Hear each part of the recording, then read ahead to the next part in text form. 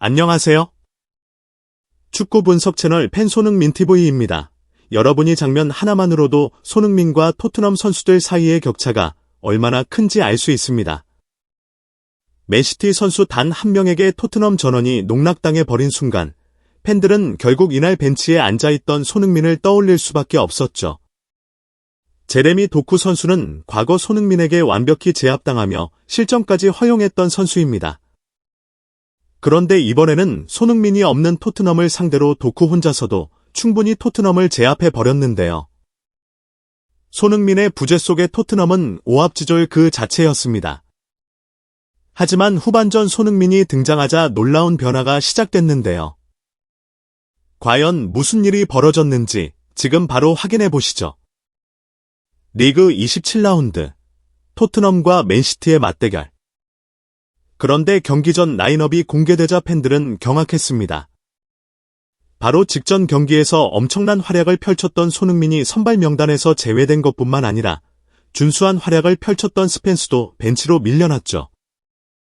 반면 직전 경기에서 최악의 경기력을 보인 마티스는 리그 선발 출전, 우드베리와 존슨과 함께 공격진을 구성했습니다.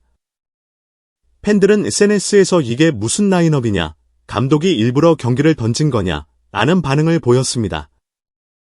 특히 다음 경기까지 9일이나 남아있던 상황에서 맨시티 킬러라 불리는 손흥민에게 뜬금없이 휴식을 주는 건 도무지 납득이 되지 않았기 때문입니다.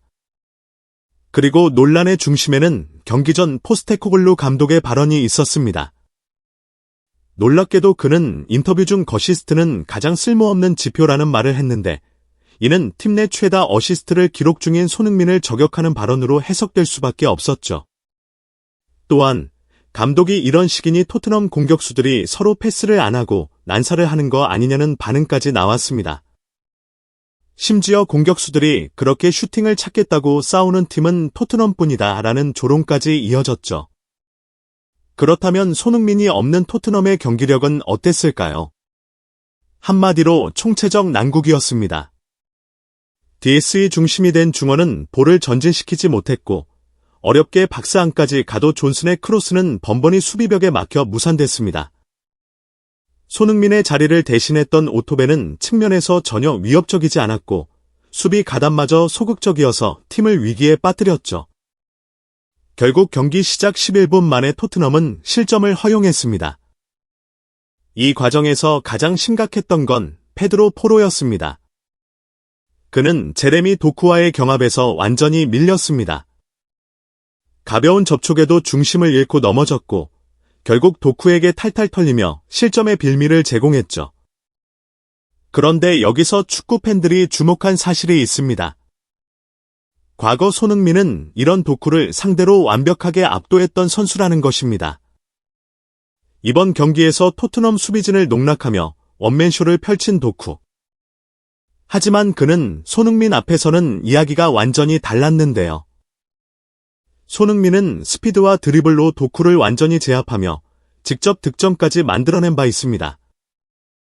이번 경기에서 도쿠 한 명에게 수비 전원이 무너진 토트넘과 혼자서 도쿠를 무너뜨렸던 손흥민. 극명한 경기력 차이 속에서 카메라는 벤치에 앉아있던 손흥민을 포착했습니다. 그리고 잠시 후 손흥민이 몸을 풀기 위해 자리에서 일어나자 토트넘 팬들은 기다렸다는 듯이 함성을 터뜨렸죠. 관중석에서는 그의 응원가가 울려 퍼졌고 팬들은 손흥민의 투입을 간절히 원하고 있었습니다. 후반전, 손흥민의 빈자리는 더욱 크게 느껴졌기 때문인데요. 특히 결정적인 순간, 우드베리가 절호의 동점 찬스를 맞았지만 허무하게 날려버리고 말았습니다. 토트넘이 경기를 원점으로 돌릴 기회를 스스로 놓쳐버린 순간 팬들은 더욱 절실하게 손흥민을 원하고 있었습니다. 후반 68분 손흥민이 그라운드에 들어서는 순간 경기장의 분위기가 달라졌습니다. 그의 투입과 동시에 토트넘의 공격 템포가 빨라졌고 불과 2분 만에 확실한 득점 기회가 찾아왔죠. 모두가 숨을 죽인 채 지켜본 결정적인 장면? 손흥민이 날카로운 패스로 스펜스를 향해 볼을 밀어주었고 스펜스는 한 번의 터치로 박스 안 좋은 위치에 있던 뇌에게 연결했습니다. 완벽한 찬스. 들어갔다고 생각한 순간 사르의 슈팅이 수비에 막히고 말았습니다. 팬들은 탄식을 쏟아냈고 손흥민은 아쉬움을 감추지 못했죠. 그러나 이게 끝이 아니었습니다. 손흥민의 영향력은 이제부터 본격적으로 드러나기 시작합니다. 맨시티 선수들은 측면에서 협력 수비를 펼치며 손흥민을 봉쇄하려 했습니다. 하지만 손흥민은 단 한 번의 원터치 패스로 공을 돌려놓으며 순식간에 압박을 벗어나 기회를 만들어냈죠. 이를 지켜보던 펩 감독의 표정이 점점 초조해지기 시작했습니다. 맨시티는 손흥민을 막기 위해 끊임없이 압박을 시도했지만 그럴수록 오히려 손흥민의 움직임이 더욱 빛나기 시작했습니다. 아니나 다를까 결정적인 순간이 찾아옵니다. 손흥민 앞에 무려 3명의 맨시티 수비수가 벽을 이루고 있는 상황. 과연 그는 이 벽을 뚫어낼 수 있을까요? 손흥민은 지그재그로 움직이며 수비진을 교란했고 그 사이 존슨이 크로스를 올렸습니다. 모두가 숨을 죽인 순간 손흥민이 쇄도하며 날카로운 슈팅을 날렸습니다. 그러나 맨시티의 마지막 보루, 에데르송이 놀라운 반사신경으로 공을 쳐냈습니다. 완벽한 타이밍에 찬 슈팅이었지만 더 완벽한 선방이 나온 것이었죠. 그런데 여기서 더 흥미로운 장면이 펼쳐졌습니다. 에데르송이 공을 쳐내는 순간 맨시티 벤치가 일제히 반응했습니다. 코치진과 서브 골키퍼 오르테가는 대체 손흥민의 슈팅이 어떻게 날아왔고 에데르송이 어떻게 막아냈는지 확인하기 위해 몸을 기울이며 집중하는 모습이 포착됐죠. 손흥민의 슈팅은 단순한 슈팅이 아니었던 것입니다. 그들은 이걸 막았다고 라는 표정을 지으며 손흥민의 움직임과 슈팅 타이밍을 분석하느라 정신이 없었습니다. 그만큼 손흥민의 존재 자체가 맨시티에게 끊임없는 위협이자 연구 대상이었던 것이죠. 이러한 손흥민의 활약을 지켜보던 펩 감독은 결국 터치라인에서 소리를 지르며 선수들을 독려하기 시작했습니다. 그의 지시에 따라 맨시티 선수들의 집중력이 높아졌고 이에 따라 토트넘의 실수도 연달아 나왔습니다. 페드로 포로는 무리하게 전진하다가 공간을 내주며 역습의 빌미를 제공했고 클루셉스키 역시 중요한 순간마다 볼을 빼앗기며 공격 흐름을 끊어버렸습니다.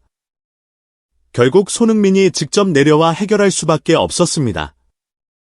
그런데 손흥민은 중원에서도 클래스가 달랐는데요. 단 한 번의 패스로 압박을 무력화하며 클루셉스키에게 완벽한 기회를 만들어줬죠. 하지만 클루셉스키는 느린 스피드로 인해 상대 수비가 따라붙었고 결국 이 황금 같은 기회는 무산되고 말았습니다.